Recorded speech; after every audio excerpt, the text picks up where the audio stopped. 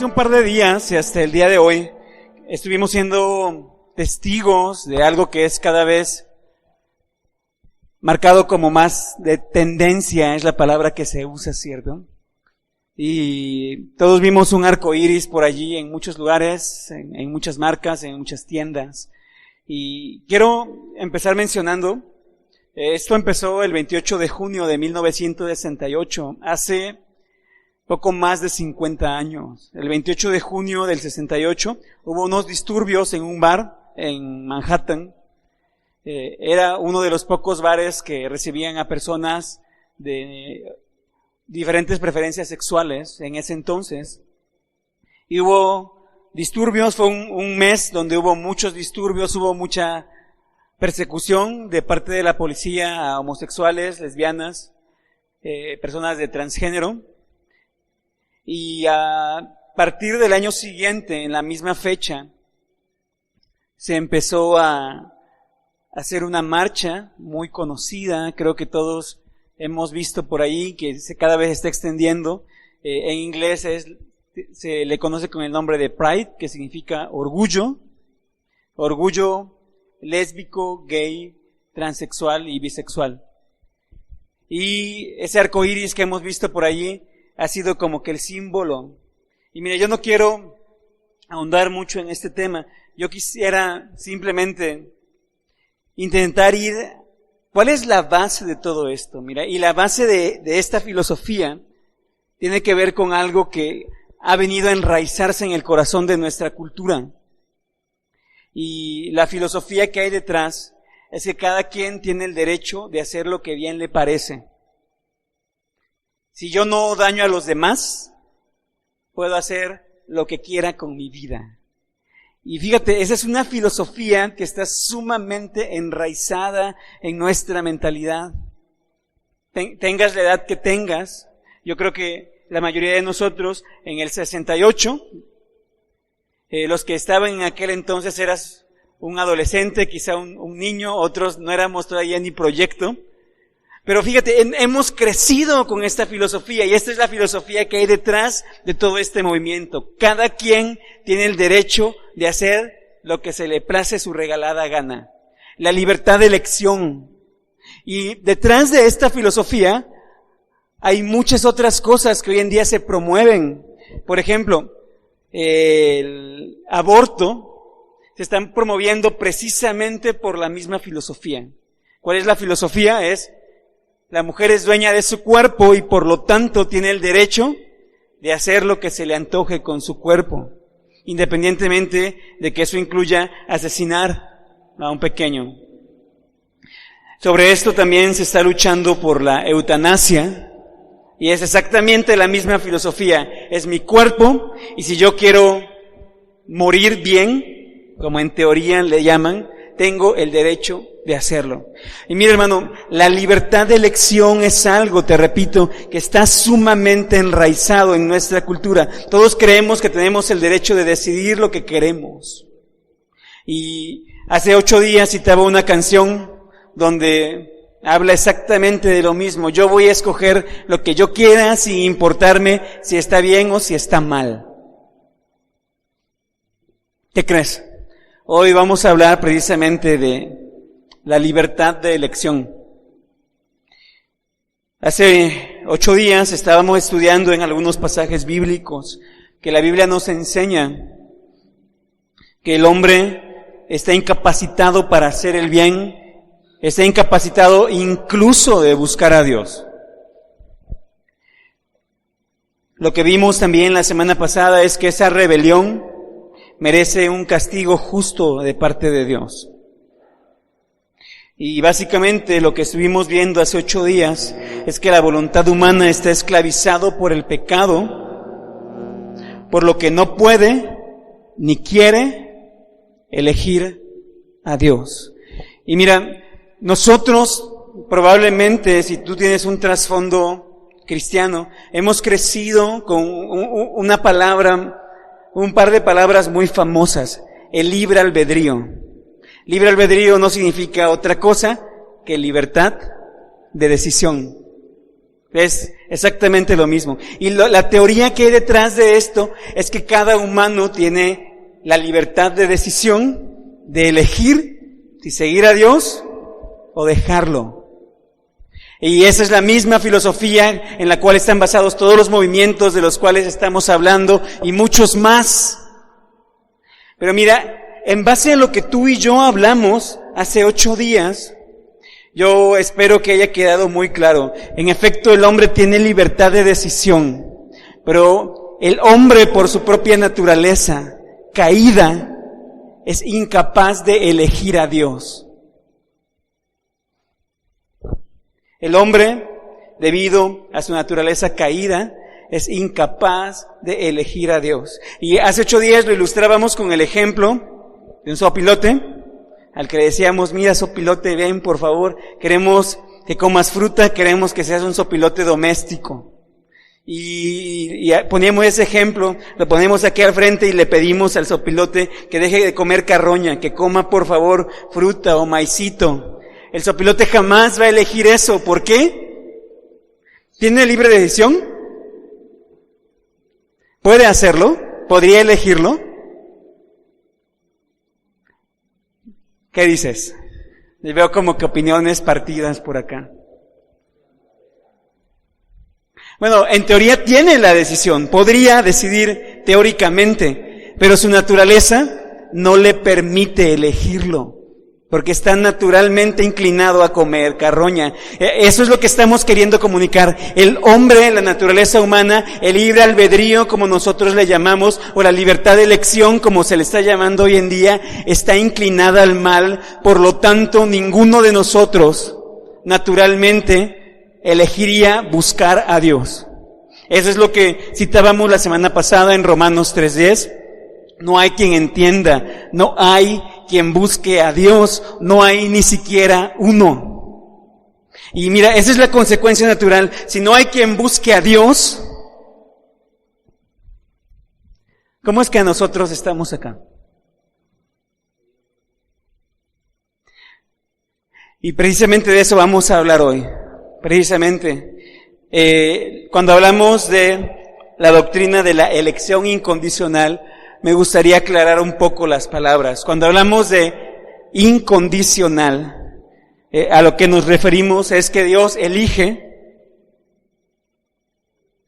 soberanamente sin que el hombre cumpla una condición para ser elegido.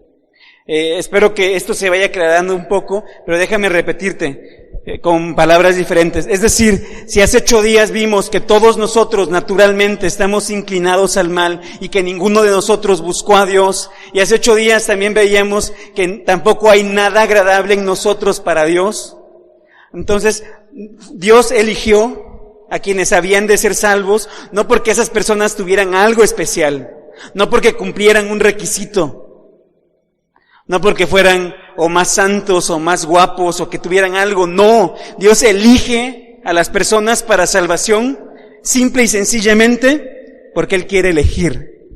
Entonces, vamos a ver eso. Lo que vamos a estar viendo en estos minutos es que fuimos elegidos gratuitamente para la gloria de un Dios soberano. Y vamos a ver 3 puntos. De hecho, es un solo punto que vamos a ir ampliando poco a poco, e igual que la semana pasada, vamos a estar buscando diferentes pasajes.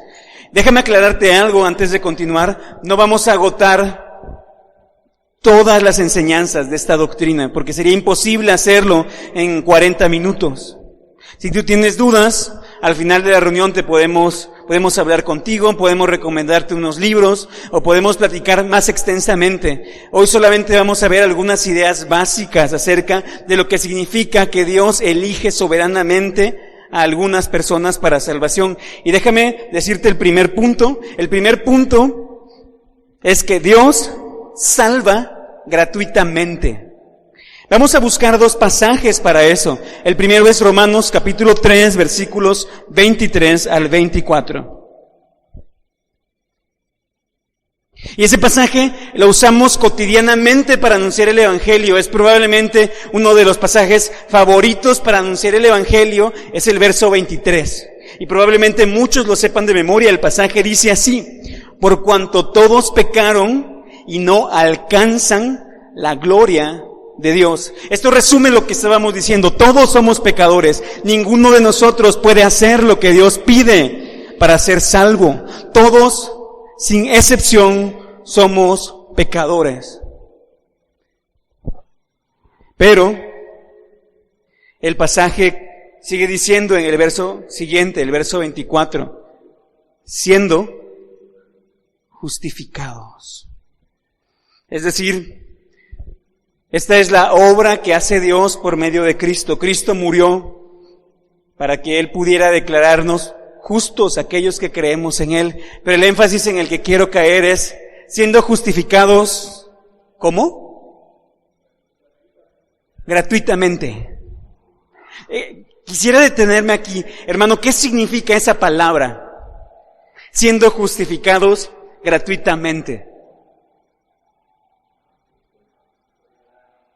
Regalado, exactamente. No como Julio regalado, aclaro, ¿ok?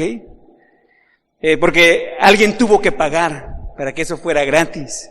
Pero lo que nos está diciendo este pasaje es que hay una posibilidad para que podamos ser justificados. ¿Cómo, perdón? Gratuitamente, es decir, sin pagar nada. Si tú tienes tiempo y puedes leer Romanos completo, ese es el énfasis. Somos justificados sin obrar. Eso es lo que diferencia el evangelio de cualquier religión, ¿sabes? Cualquier religión te va a decir, si tú quieres ser salvo, tú tienes que hacer y cumplir estas cosas. Lo que el evangelio nos dice es, tú eres incapaz de cumplirlas, pero alguien más las cumplió por ti. Ríndete a Él. Y lo que nos está diciendo este pasaje es que aquellos que creemos en Él, si tú pudieras seguir leyendo el contexto, aquellos que depositamos nuestra fe en Jesús, somos justificados, ¿cómo otra vez? Gratuitamente. Por eso estamos diciendo que Dios salva gratuitamente, sin que se pague un precio. Tú y yo no tenemos que hacer ninguna obra para obtener esa salvación. Somos justificados, una vez más, ¿cómo? Gratuitamente. Y sigue diciendo el pasaje, y es muy enfático, por su gracia. Nuevamente, gracia precisamente significa algo que es dado gratuitamente. Y solamente para aclarar, quiero terminar el pasaje, ¿por medio de qué? Dice ahí el pasaje en pantalla. Fíjate, es muy interesante porque redención, puesto en palabras contemporáneas, esa palabra significa el pago del rescate. Es decir, fíjate, lo que estamos diciendo es que nosotros somos justificados sin que nosotros hagamos nada, por un regalo, pero porque alguien más pagó el precio. Alguien más pagó por ese rescate. Entonces, lo primero que estamos diciendo es que Dios salva gratuitamente. Acompáñame un pasaje más solamente para aclararlo. Vamos al libro de Efesios, capítulo 2, por favor. En Efesios capítulo 2, del verso 1 en adelante, dice así. Y quisiera, mientras estoy leyendo, te quiero pedir que pongas atención y que te puedas señalar o identificar qué dice este pasaje acerca de el estado en el que te encontrabas antes de creer en Cristo. Pon mucha atención, por favor.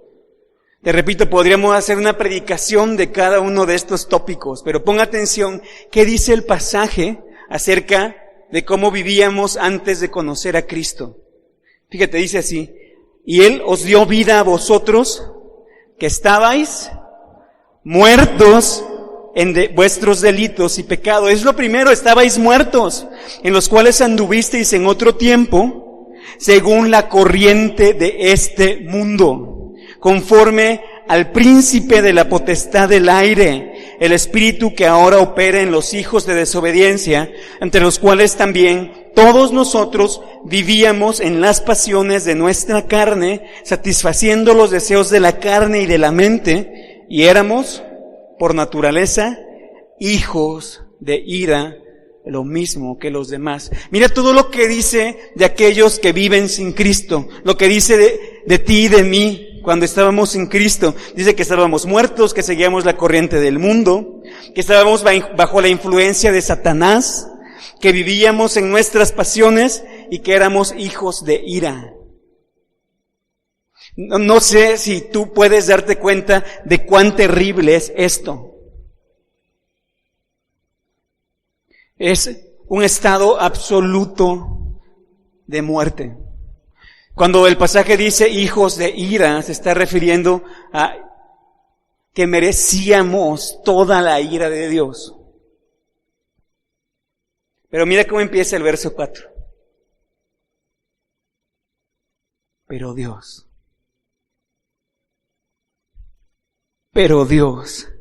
Y algunos teólogos han dicho que este es el pero en la Escritura.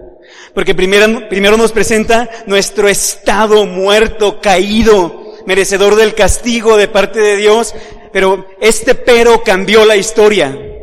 Nosotros estábamos así, mereciendo el infierno, mereciendo el castigo. Pero Dios, rico en misericordia, por su gran amor con que nos amó, aun cuando estábamos muertos en nuestros delitos, nos dio vida juntamente con Cristo. Por gracia habéis sido salvados, y con Él nos resucitó, y con Él nos sentó en los lugares celestiales en Cristo Jesús, a fin de poder mostrar en los siglos venideros las sobreabundantes riquezas de su gracia por su bondad para con nosotros en Cristo Jesús, porque por gracia habéis sido salvados por medio de la fe, y esto no de vosotros, sino que es don de Dios, no por obras, para que nadie se gloríe.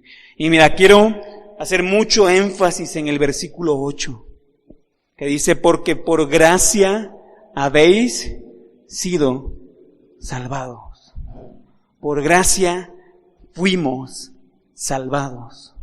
Nuevamente, no sé si te puedes dar cuenta que el énfasis es el mismo. Aquellos que somos salvos no por algo que hayamos hecho. Fuimos salvos porque Dios salva gratuitamente. Por gracia fuiste salvo. Te repito, gracia, realmente es difícil comunicar el significado de esa palabra, pero gracia significa que en vez del castigo que merecíamos, Dios te da un regalo que jamás podrías imaginar. Un regalo inmerecido, algunos lo han resumido así. Pero en efecto es un regalo tremendo que Dios da a aquellos que Él quiere. Y dice, por gracia habéis sido salvados por medio de la fe. Y el verso 9 es muy enfático otra vez. ¿Cómo dice el verso 9? No por obras. Este es el corazón del Evangelio, hermano. Somos salvos no por obras. Somos justificados porque Dios salva gratuitamente. Y ese es el primer punto, y yo quiero que eso quede claro en nosotros. Dios salva gratuitamente. Dios no pide que obres para ser salvos. Las obras van a ser la consecuencia de la salvación. Pero Dios no pide que obres para ser salvo. Dios nos salva gratuitamente. Y quisiera que me acompañes a un pasaje más. Juan 6:44. Y mira, yo quisiera que intentáramos conciliar las dos verdades que hemos dicho. Mira, primero dijimos, y esto lo traemos de la semana pasada, que todos nosotros estábamos inclinados al mal, que ninguno de nosotros puede agradar a Dios, es más, que ninguno de nosotros hubiera jamás querido por sí mismo buscar a Dios. Pero hoy estamos viendo que Dios salva gratuitamente. Pero esto está un poco complicado, ¿no te parece? Es decir, si nadie busca a Dios, pero Dios salva gratuitamente, ¿cómo está eso? Mira lo que dice Juan 6:44. Y aquí Jesús le está explicando algo a sus discípulos. Y le dice, nadie puede venir a mí. Está hablando Jesús, pon mucha atención. Nadie puede venir a mí si no lo trae el Padre que me envió. ¿Sí entiendes eso, hermano? Está muy claro, me parece. Por cierto, Jesús dice más adelante que Él es el camino al Padre.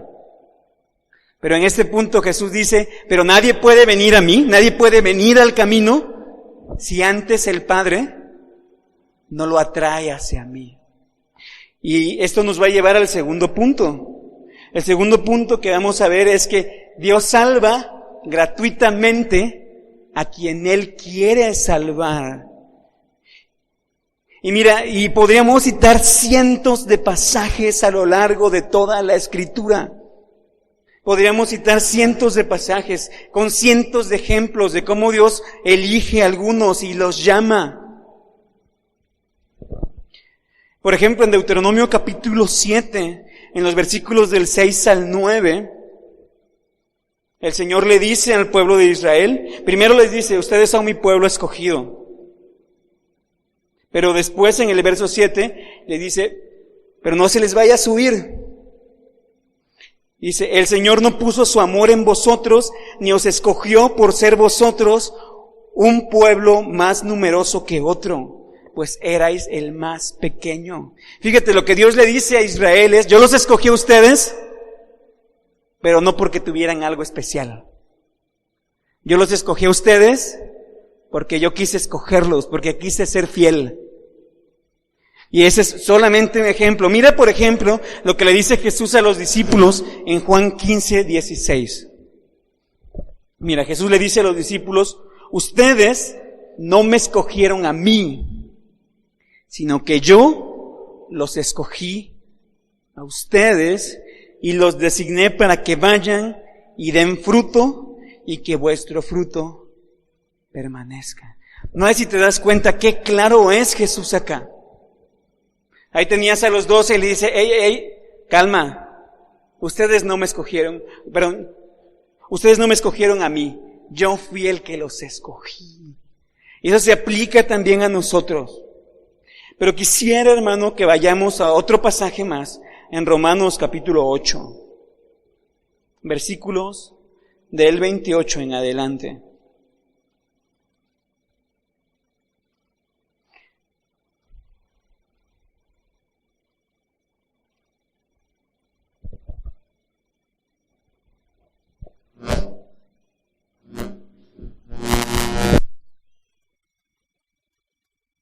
Así que, ¿qué estamos diciendo hasta este punto?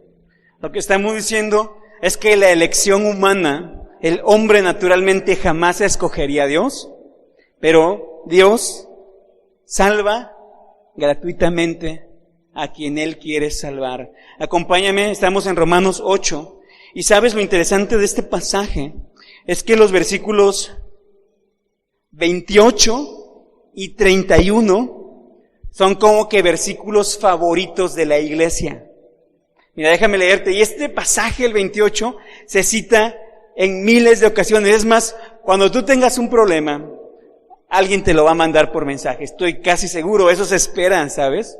Este es probablemente el pasaje favorito. Tienes algún problema y te dicen, todo ayuda para bien. Tú tranquilo, ¿no? Porque ayuda para bien. Y es cierto, y es un pasaje verdadero, y es una verdad cierta, pero no podemos ignorar lo que dice el verso 29. Fíjate cómo dice. Dice así, porque a los que de antemano conoció, también los predestinó a ser hechos conforme a la imagen de su Hijo, para que Él sea el primogénito entre muchos hermanos.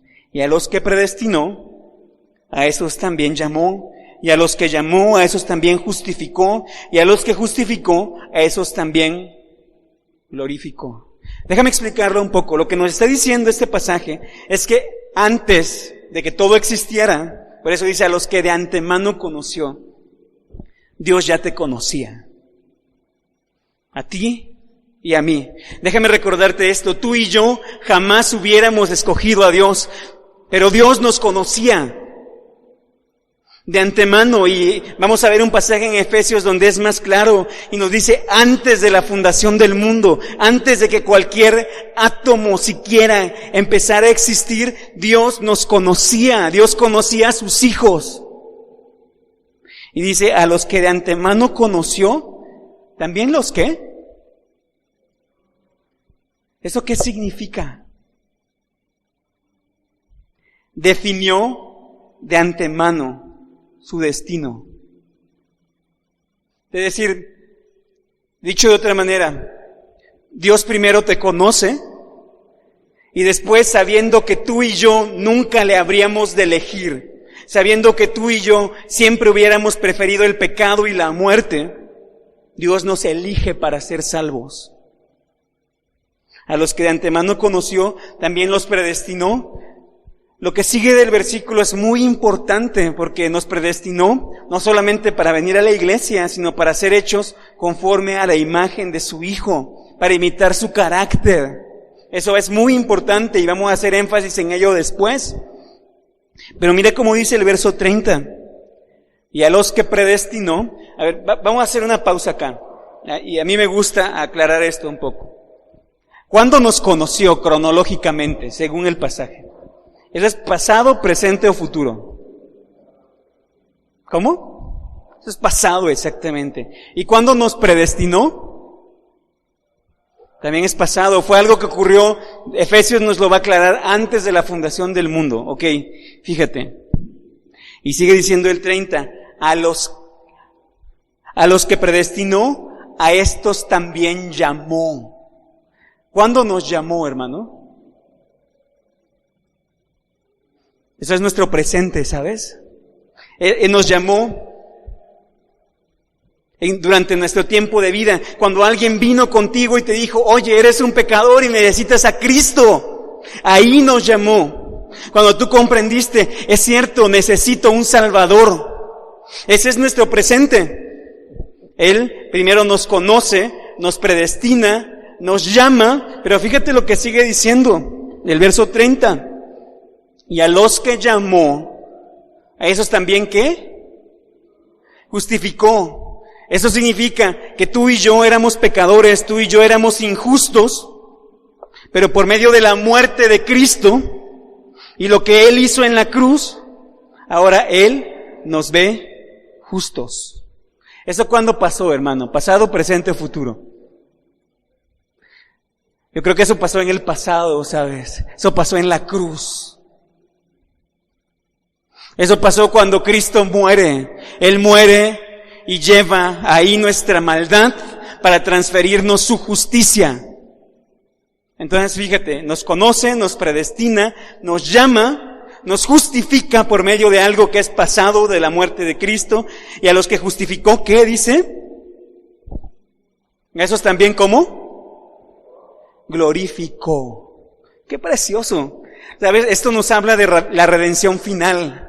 Cuando Él vuelva en las nubes y transforme nuestro cuerpo corrupto en un cuerpo glorificado, cuando por fin ya no haya pecado. Eso es futuro. Y es interesante que Pablo lo pone en pasado. Porque para Dios esto es como si ya hubiera ocurrido. Pero mira, quiero poner mucho énfasis.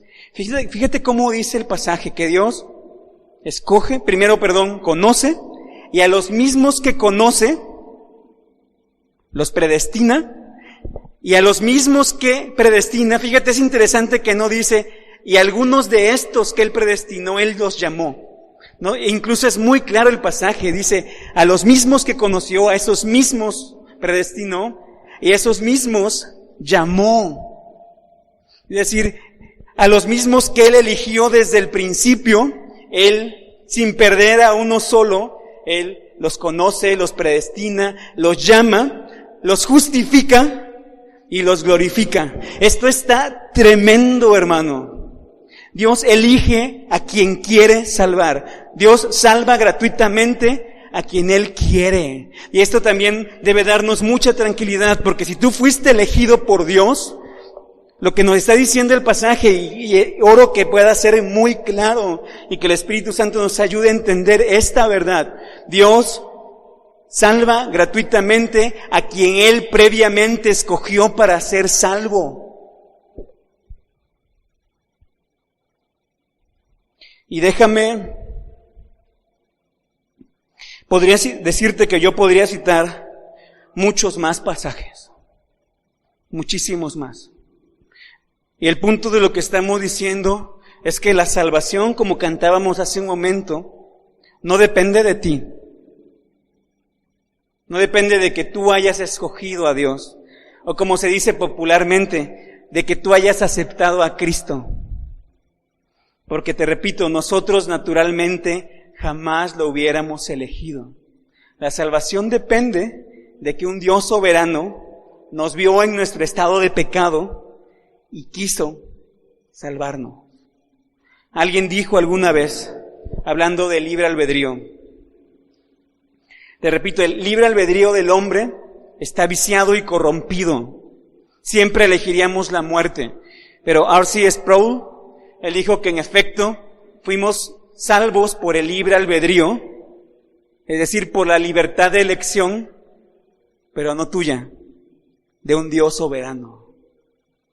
Somos salvos porque Dios quiso salvarnos. Y vamos a los últimos pasajes que vamos a ver en esta mañana. Vamos al libro de Efesios, capítulo 1, por favor.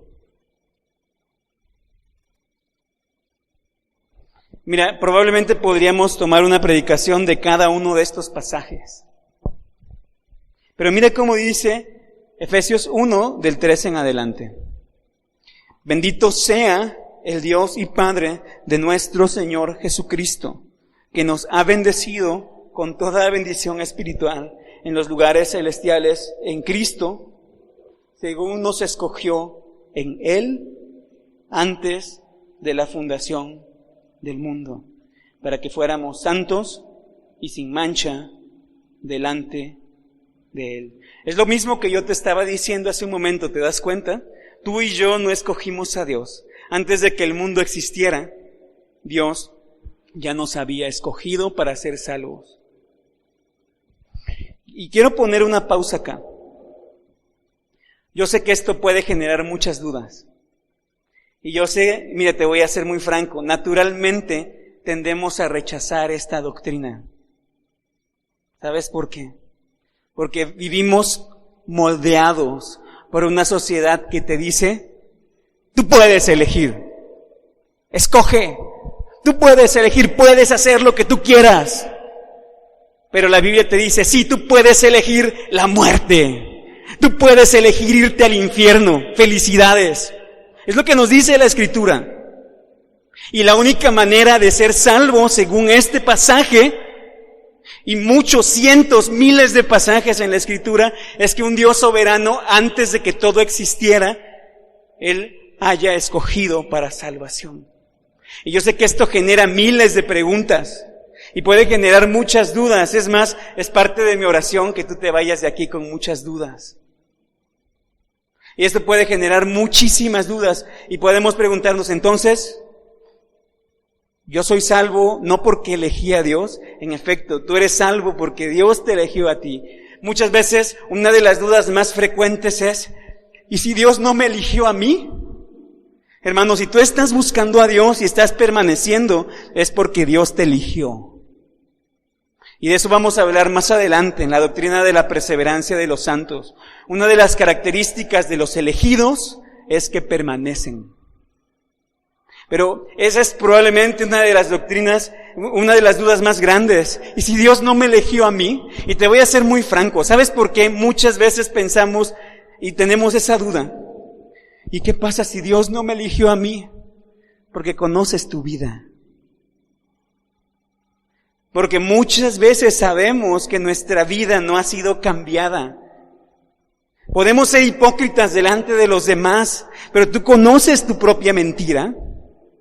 Si tú simplemente vienes acá y te pones el traje de cristiano y la sonrisa de cristiano y puedes optar por el lenguaje de cristiano, en vez de buenos días dices que Dios te bendiga. Y en vez de, hermano, ¿cómo estás? ¿Bien? Dices bendecido. Alguna ocasión yo le pregunté a alguien, oye, ¿tú sabes cuál es la diferencia entre un cristiano y alguien que no es cristiano? Y él me dijo, sí, muy seguro, me dijo, sí lo sé. La diferencia es que nosotros cuando rezamos terminamos en amén, y ustedes cuando oran terminan en el nombre de Jesús, amén. Y él me dijo, esa es la diferencia. No, hermano, la diferencia entre alguien que ha sido salvo es que su vida cambió radicalmente porque su naturaleza cambió. Sigue luchando con el pecado, sigue cayendo, pero está caminando con Cristo. Lo que nos está diciendo este pasaje es que antes de que el mundo existiera, Él nos escogió. Y fíjate cómo sigue diciendo el verso 5. Nos predestinó para adopción como hijos. ¿Recuerdas? Más adelante, en el mismo libro, en Efesios capítulo 2, dice que somos hijos, ¿pero de qué? Antes de conocer a Cristo. Hijos de ira. Y este pasaje nos dice que antes de que el mundo existiera, Él nos escogió para ser hijos adoptados por medio de Jesucristo. Y fíjate, quiero poner mucho énfasis en esta parte del verso 5. Conforme al beneplácito de su voluntad. ¿Entiendes lo que significa esa frase, hermano? Conforme al beneplácito de su voluntad. En otras palabras, ¿por qué nos escogiste, Dios? Porque quise. O sea, no hay otra explicación. Porque quise. Ese es el beneplácito de su voluntad. Simplemente porque Él quiso escoger. Y mira, yo tengo que decirte esto, hermano, y creo que lo he dicho en otras ocasiones. La diferencia entre mí y el peor de los homicidas o el peor de los pervertidos no es que yo sea bueno y ese cuate sea malo. No, ambos naturalmente merecemos el mismo castigo. La diferencia no está en mí, no es algo que yo tenga.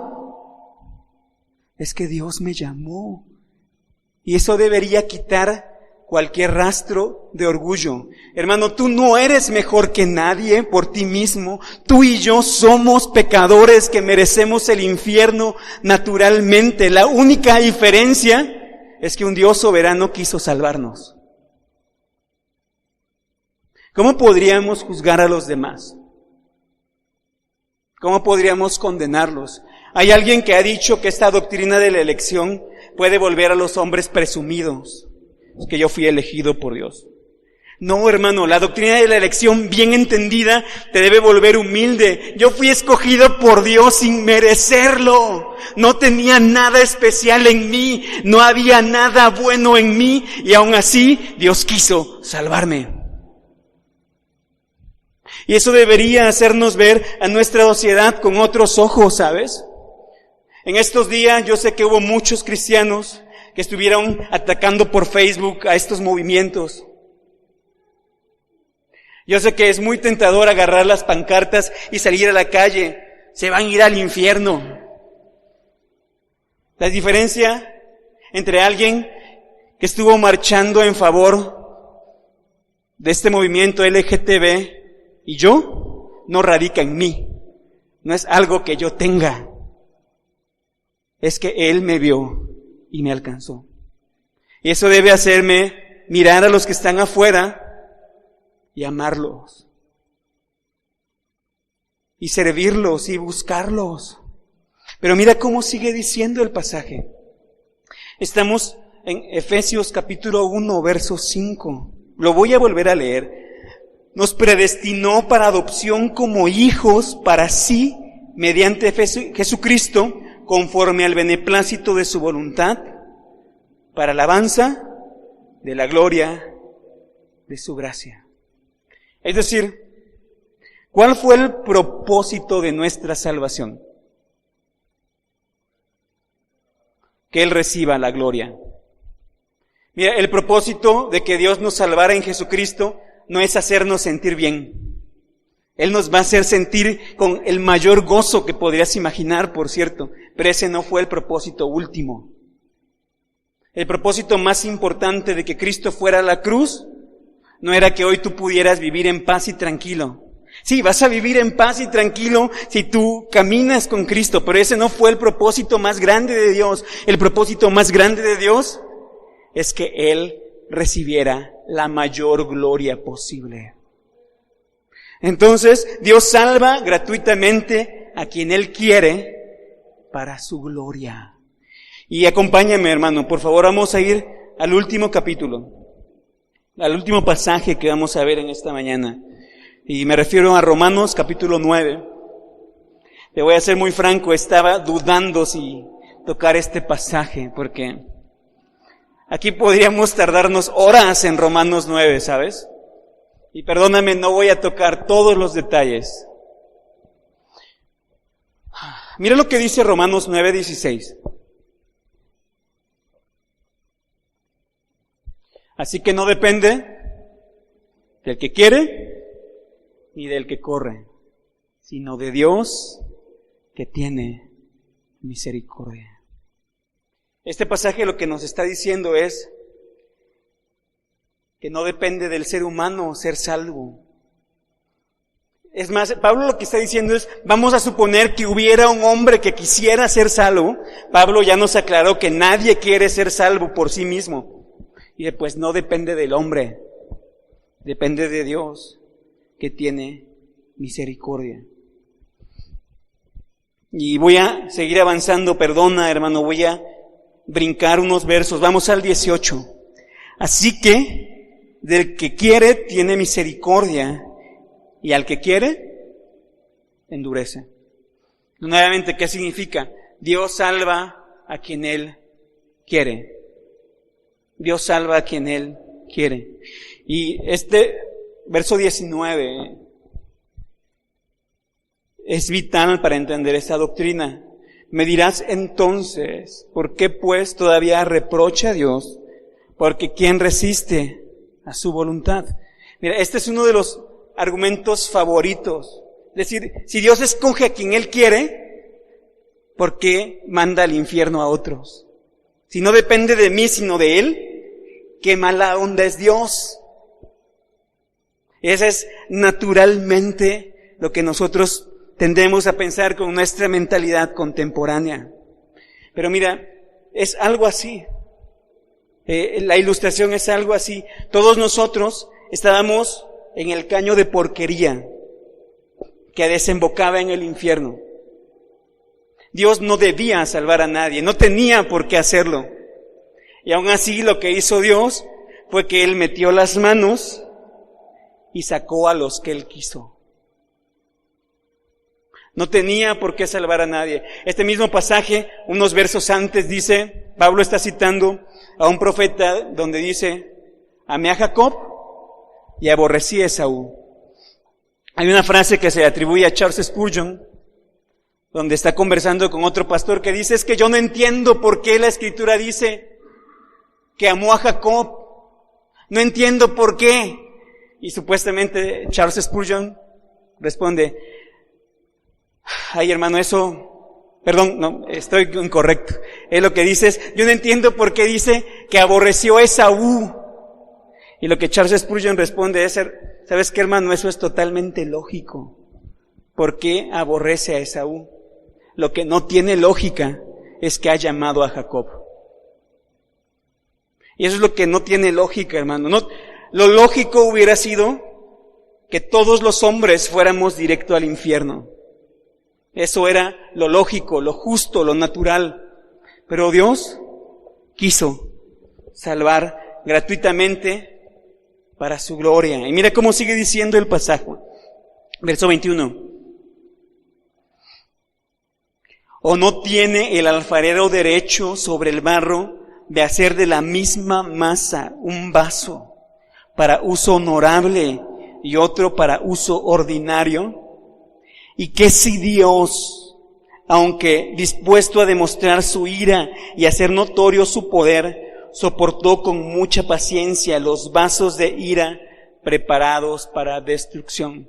Déjame aclararte algo que no se ve aquí en el pasaje. Lo que nos está diciendo el pasaje es que hay dos tipos de vasos. Unos son los vasos de ira, y lo que dice el pasaje en el idioma original es que estos vasos se prepararon a sí mismos para destrucción. Es decir, está haciéndonos referencia a que cada hombre, debido a sus propias decisiones, merece naturalmente el castigo. Nos está diciendo que cada hombre se preparó a sí mismo al pecar y rebelarse contra Dios para recibir la ira de Dios. Pero mira lo que dice el 23. Lo hizo para dar a conocer las riquezas de su gloria sobre los vasos de misericordia que de antemano Él preparó para gloria. Y mira, nuevamente este pasaje hace énfasis en que Él escogió a algunos simplemente para que su nombre fuera glorificado. ¿Qué es la doctrina de la elección incondicional? La doctrina de la elección incondicional lo que nos dice es que Dios salva gratuitamente a quien Él quiere para su gloria. No dependió de ti. Y hermano, el primer énfasis que tú le debes hacer tiene que ver con respecto a ti. Si tú buscas a Dios, si tú estás en ese camino siguiendo a Cristo, no es porque tú quisieras, no es porque tú fueras muy chido y entendiste el Evangelio, no es porque tú fuiste sensible o porque tú eras una buena persona. No, no es por eso, es porque un Dios soberano te quiso llamar. Eso debe moverte primero a la adoración. Hay un himno que a mí me encanta. No lo he visto en otro himnario más que himnario de fe, esperanza y amor. Que a la letra dice así: sé que quisiste mi alma salvar, que dime qué viste en mí. Para tu vida así entregar, que dime qué viste en mí. Esa es la primera reacción que debemos tener. ¿Qué viste en mí para salvarme si no tenía nada, si no valía nada, si merecía el infierno? Adorémosle. Adoremos. Te decía hace un momento, esto debe movernos a la humildad. Debe movernos a entender que ni tú ni yo naturalmente tenemos algo bueno, sino lo bueno que tenemos es algo que Dios nos ha dado. Esto debe movernos y, por contrario que parezca, entender la doctrina de la elección debe llamarnos a ser una iglesia que ame. Una iglesia en un sentido positivo, que pueda llegar con un borracho y no discriminarlo, porque entendemos que yo soy igual que él y lo que él necesita es lo que Dios me dio gratuitamente, su gracia. Esto debe hacerme llegar con un homosexual, debe hacerme llegar con un transvesti sin discriminarlo, entendiendo que él y yo delante de Dios merecemos el mismo castigo. Lo que él necesita es lo que Dios me dio sin que yo lo mereciera, su gracia. Debe hacernos amar a los demás. ¿Sabes, hermano? Nuestra iglesia debería ser una iglesia donde puedan venir personas de otras preferencias sexuales y no sentirse condenados. Sí, la gracia los debe mover a que ellos vean que eso es pecado. Ellos deberían entender que Dios condena eso y que es un pecado. Pero nosotros deberíamos amarlos. El Evangelio y el que ellos entiendan el Evangelio, eso los debe mover a amar a Dios y a obedecer a Dios y dejar ese estilo de vida. Pero nosotros no deberíamos condenarlos. Entender esto nos debe hacer cambiar la manera en que evangelizamos. Si la salvación depende de Dios, porque Él elige, yo no debo andar haciendo que las personas repitan palabras mágicas. Y yo recuerdo muchas veces, ¿nadie quiere recibir a Cristo? ¿Seguros? ¿Seguritos? ¿Segurititos? Mira que puede ser la última oportunidad. Mira que qué tal que sales y te machuca un carro. Hermano, ahí, y lo que podemos lograr es que una persona repita una oración, pero no haya fe auténtica. ¿Qué es lo que debemos hacer? ¿Queremos que otros sean salvos? Sí. Mi hermano no es salvo y yo quiero que Dios lo alcance a él. Sí, le debo presentar el Evangelio, pero debo orar al Dios soberano. Y debo pedirle a Dios, Dios, por favor, alcanza a mi hermano. Yo no soy mejor que él, soy igual y yo merezco el mismo castigo que él. Por favor, sálvalo, por favor, sálvalo, por favor, ten misericordia. No entiendo cómo funciona la oración. Pero lo que sí sé es que Él me ha prometido que va a escuchar mis oraciones. Oremos por ellos. Preséntales el Evangelio cada vez que puedas, pero háblale más a Dios de ellos que a ellos de Dios. Esto nos debe recordar que tú y yo necesitamos un Redentor. Y no podemos caminar, no podemos vivir si ese Redentor no está en el centro de mi vida, en el centro de mi visión. Porque Él fue el que pagó el precio. Te repito, fuimos salvados por Dios, porque Dios salva gratuitamente a quien Él quiere para su gloria.